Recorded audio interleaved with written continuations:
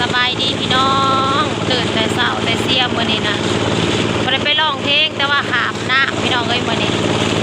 หามน้ำหูกองพาแม่ใหญ่ไปหาหมออีกแล้วพี่น้องแต่ว่ามื้อนี้เช้านี้สิพาไปหาหมอฝั่งไทยไปหาหมออยู่มุกดาหารพี่น้องไปมุกดาหาร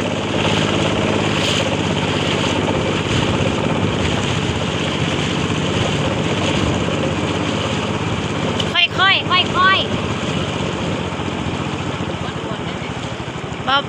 เบาจ้าเสื้อซูซีบก็บ่ได้เอามื้อนี้ฟ้าวแหงลืมมีแต่ลืมท่านขึ้นเฮือนะมันเป็นอะไรบ่มีแต่ลืมวางแผนลืมเอาเสื้อซูซีบ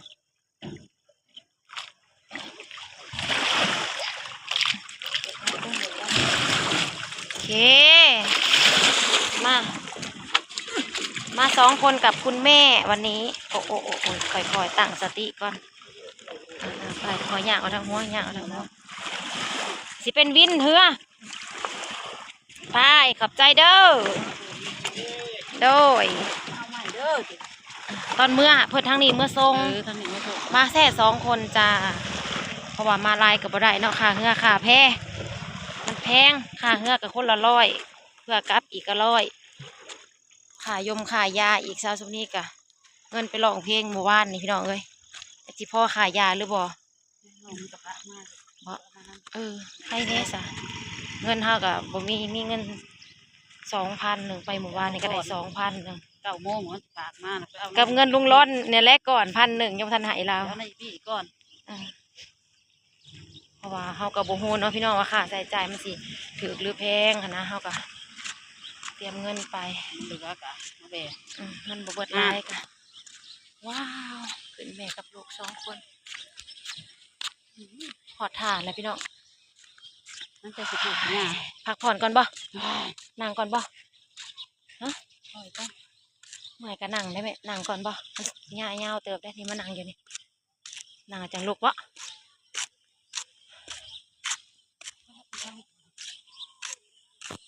เงินบ่มีเดียวนี่นะโทรศัพท์เบิดเงินพี่น้องเด้แม่แก้วสิไปปัวขาได้เมื่อนี่พี่น้องเลยทางบ้านมันเป็นแม่ว่ากระดูกทับเส้นนะแม่แก้วหันกระดูกทับเส้นเข้าไปคลินิกแกะกอกนะพี่น้องแล้วที่นี่แหละมันสิจ่องสันหลังขึ้นมาใส่หัวมันบอกเป็นตาอยู่นะพี่น้องเจ็บแต่ละมือแต่ละวันนะว่ะลูกว่าญาติแปลว่าเพิ่นเลือกตั้งแล้วเพิ่นก็ให้เอาไปเนาะเพิ่นก็ให้ขามอยู่พอคนเที่ยวไปเที่ยวมาทีน้อยนะแล้วก็ได้ถ้าไปสั่นเจ็บน้องมันก็ได้เลยจะไปหาเงินก่อนไปแบบบ่มีเงินค่ายมค่ายาได้จ้ะเพิ่นน่ะมีแต่สั่งเงินบ่ฝากมาไปหาหมอมันใส่เงินเจ้าเบิ่งแหน่คุ้มค่าก็มีแต่เงิน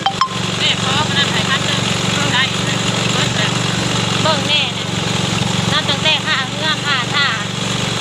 ค่าไปค่าบ้านค่าเบอร์ทุกเฮามันก็มีแต่ร้อยเบิดมีแต่แนวละร้อยบ่แม่นสิเบิดแน่นอนค่ายาอีกเจ้าไปจะต้องไปสอบไปมากสอบเบิ่งกระดูกทับแน่เปิดว่าเจ็บปวดกระดูกไปปีนั้นแล้วก็สิได้อีกแล้วก็มันก่อนกระดูกมันเองกระดูกทับเส้นแล้วเขาหูแล้วเขาจัดยาให้ถ้าเขาเว้าซื่อๆน่ะบ่ได้ยัดยาบ่ถูกอย่างน้อยก็ต้องปวด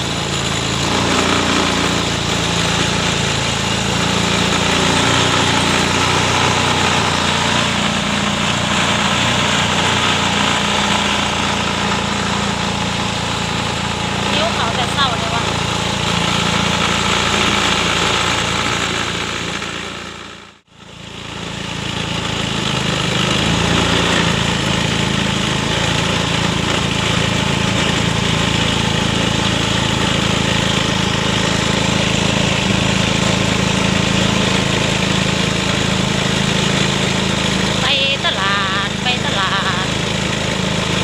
รอรถที่ตลาดไปนั่งรอรถอยู่ตลาด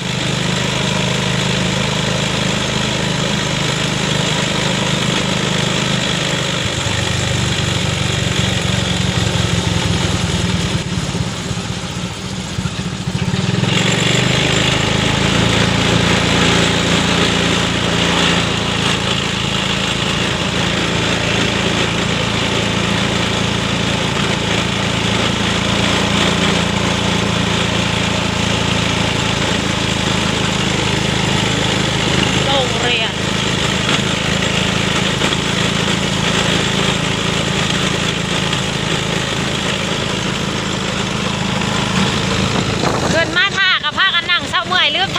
องเบิ่ง อันมาเอานั่งเศร้าเมื่อยพี่น้องเอ้ย จับจ่องไว้เด้อจัดง่ายเงอะไปคือบักเทพนะคนนั่งรถซาเล้งตกก็มาจับแม่ของไม่ได้จับบ่บ่นะตกรถบ่เทพนะเจ็บคอว่าที่บ้านนะมีแต่แนวเจ็บเลือดจนกล้ามมือนะแน่นเหยียบเฮาเพราะว่าแม่จะได้เหยียบมือเฮาโอ้จะแม่สาดแม่แม่ได้จังเหยียบแม่ได้คอนมันเอามือไว้ตั้งไว้แล้วเหยียบบ่เห็นอย่าไปเหยียบเน้นใส่คอนห่วยแตกแล้วก็มาแล้วบัดเจ็บไปศาลาเลยพ่อไอ้พวกบอกย่างขึ้นก็ได้ซะ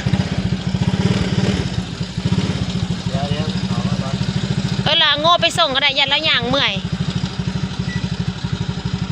ไปนั่งอยู่ศาลาพอแหละอันนี้ตลาดโอ้ย่ำมาเศร้านะมีเนาะมีตลาดมีของเบิร์ดเน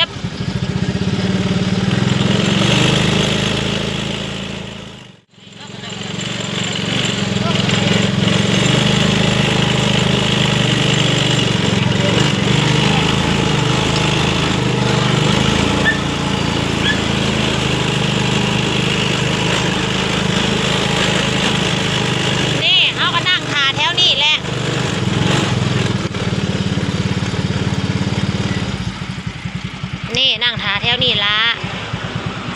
ขันย่างขึ้นมาบัดเมื่อยปวดหัวเข่าหัวขาเอาค่อยลงเอาจะไม่สาดโรคขานี่อันตรายรถบัดนี้ฮะนั่งทารถก็ได้เขามาจับแล้วสิเอาสั่งว่าหัวลาดเนาะผมกระหล่นไปเลยพี่น้องเอ้ยจะเอายังมาเขาบอกว่ามาซื้อนมให้ยายกินมาจากแนวซื้อกินนมนั่นแหละมันเป็นน้ำนะสิได้อยู่เพราะว่าไปย่านแบบว่ากวดเลือดกวดยังอันเด้พี่น้องกระสิบบ่พาไว้เพิ่นกินเขากินนมพอได้อยู่ท้องเล็กๆละน้อย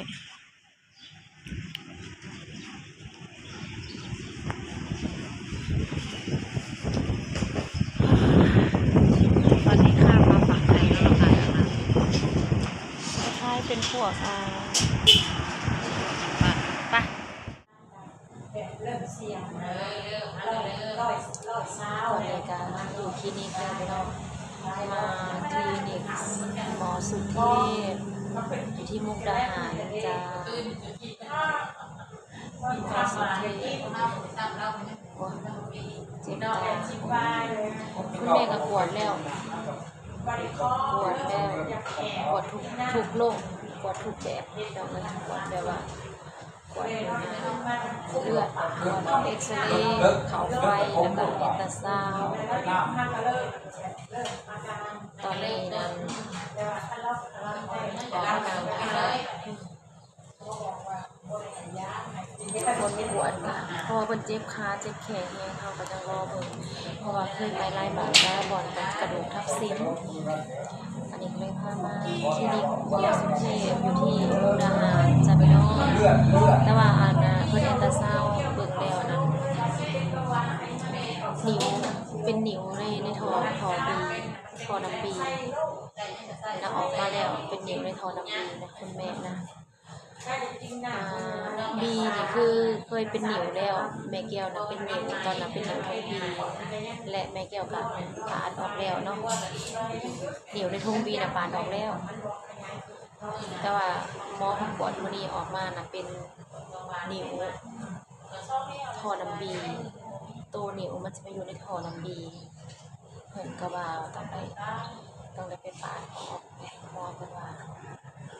แต่ว่าเขาก็ต้องถามเป็นก่อนถามหมออีกครั้งสักคนนะว่าเหตุจังใดว่าต้องได้ไปแม่ไปถามแล้วไปถามหมอว่าต้องได้มันสิแน่แล้วมันสิได้เป็นบาดเป็นแผลแล้วก็หมอถามขนาดพี่น้องตอนนี้ก็หากับหูพ้นออกมาแล้วว่าเป็นนิ้วท่อน้ำบีพี่น้องเลยโอ้ยจะเป็นสารลมพยาธิขับยายยังเหลือแต่กระดูกวันนี้ยังเหลือแต่กระดูกเดี๋ยวคนตรวจกระดูกยังไม่ทันออกมาว่า เป็นกระดูกทับเส้นแทบอแต่ว่าเป็นยางแทบอแล้วจะเรียกว่าบ้านได้ซะสุดสิเราฟังอีกครั้งนึงว่าเป็นยางกันแน่เนาะเดี๋ยวจบคลิปไปสักนี้สักวันหากระหูแล้วว่าเป็นนิ้วทอน้ำบีนิ้วทอน้ำบีตัวนี้มันเสียให้เฮาอึดท้องมันเสียให้เฮาอึดท้องแต่ว่ายังบ่ทันถึงขั้นเจ็บแม่เราก็บ่ได้เจ็บที่เราเจ็บนะคือเจ็บกระดูกเจ็บหยังนั่นแหละแต่ว่าพอมากวดทุกโรคเนาะเฮากวดเบิ่งก็ข้าวปวดแล้วมันสิเห็นว่าเป็นนิ้วอยู่ในทอน้ำบีว่าเพิ่นก็แนะนำให้ไปปาดเนาะคั่นแหละพี่น้องเอ้ยแต่เฮาก็ต้องปรึกษาหมออีกทีนึงสักก่อนแต่สิเอาคลิปลงให้พี่น้องเบิ่งสักก่อนจ้ามื้อนี้มาคลินิกหมอสุเทพอยู่ที่มุกดาหารฝากเป็นกำลังใจให้สาวสุนีกับแม่แก้วไปเด้อพี่น้อง